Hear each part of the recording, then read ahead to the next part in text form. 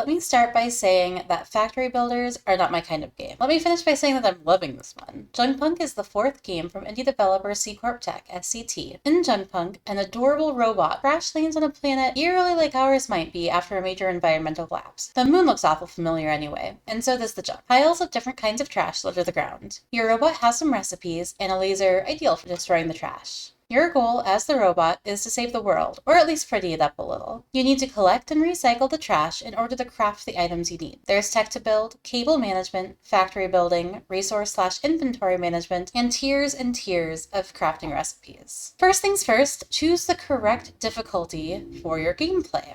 I started off in Junkpunk mode, which is meant to be a 3 to 5 person multiplayer, it turns out. I made the game pre-tooltip, and I was quickly defeated by the sheer amount of grind I was facing. Normal requires about a fifth of the materials of Junkpunk and is designed for 1 to 2 people, with hard mode being somewhere in the middle. And Junkpunk, like I said, is for 3 to 5 players, or 1 player with a lot of time to kill. The minimalist sci-fi font, the banks of recipes, the dark backdrops, they all work well together to give you the impression of being a robot. The user interface is clean and functional and works hard to not get in your way. The gloom and thunderstorms roiling across the cloudy sky really make the game. Normally, art is one of my core enjoyment factors in a game. Think Divinity Original Sin 2, Elden Ring, Skyrim, etc. Or the upcoming Aetheris RPG. Stay tuned for my videos on that. I love a beautiful game. It's not a beautiful game, but its atmosphere is so true to the theme that the lack of beautiful art doesn't detract from it. I downloaded this during the first couple weeks of early access, and I had a pretty rough time with figuring out the controls. Like, I don't know the laser that you use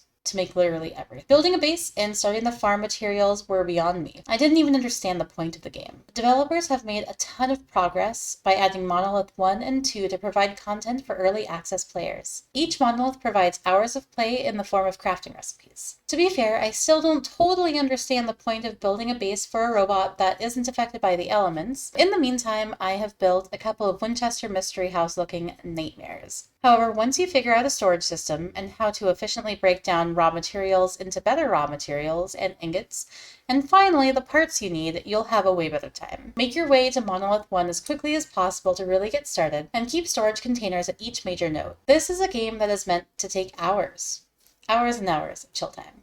So cozy up with a podcast, a movie, your significant other, an audiobook, or literally anything else while playing this because it's a grind. And it's meant to be. However, on normal mode, the green, happy, terraforming payoff in Monolith 1 isn't too far in the future, and they've recently added Monolith 2. You can see a total of 5 off in the distance, so there will be a lot. The devs make it clear that this is a game in progress, and they have a lot of high hopes for expanding the content. According to their Steam page, they intend the game to be in early access for about 2 years, so about a year and a half left at the time that I'm making this. They also might increase the price depending on the amount of content that they're producing. So if an up-and-coming indie factory builder like Junkpunk is your thing, maybe invest now. In their next major update, they will be adding vehicles to make it faster to get around the massive landscape, which is a huge quality of life improvement.